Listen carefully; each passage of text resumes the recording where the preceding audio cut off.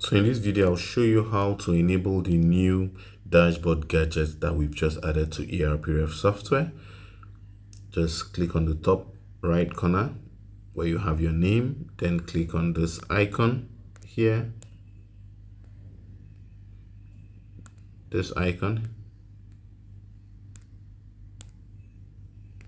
Once you click on it, click on the dashboard gadget tab.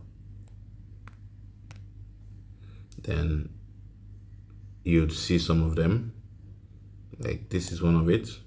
Then if you scroll, this is another one,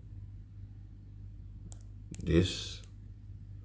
Then if you scroll towards the end, you see a lot more, like this